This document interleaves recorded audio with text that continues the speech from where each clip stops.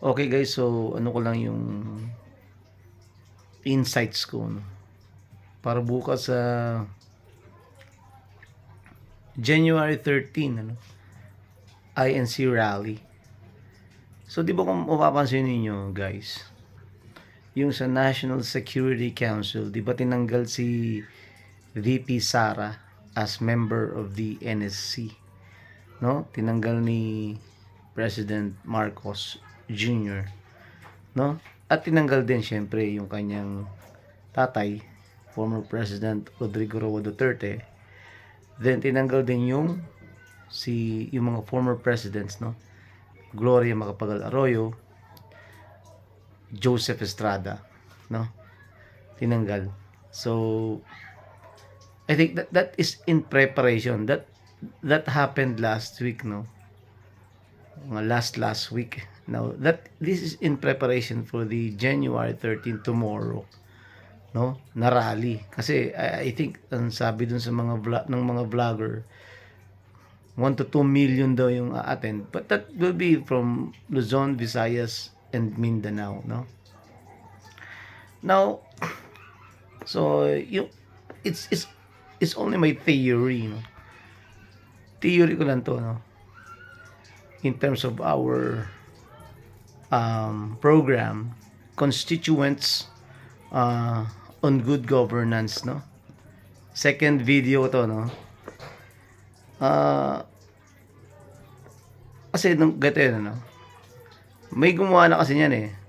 Unang-una yung tatay niya, si President Ferdinand Marcos Sr., sa NSC, sa National Security Council noon, tinanggal si, I think that was Prime Minister Cesar Virata, Cesar A. Virata.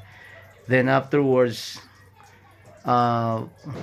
within a week, nag-declare siya ng martial law, no? Now ngayon, ganun din ang ginawa niya. We don't know if, this is theory lang to, theoretical lang. We don't know if the president will declare a martial law. But that is only imminent if there will be, or if the rally will be chaotic, no? Parang preparation lang to, no? Hindi ka mukha dati, di ba? Pinasabog pa yung Plaza Menjola, no?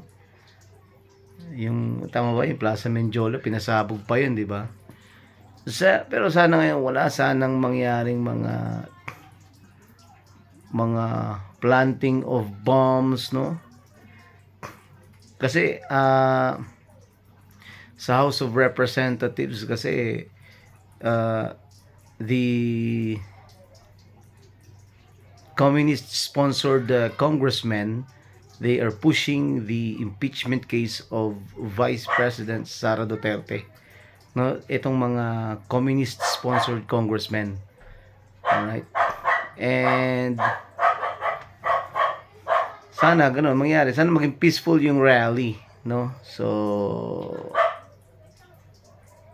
para yung theory, that's all may theory, no guys? Theory ko lang yan na baka if ever it becomes chaotic, the president will declare martial law.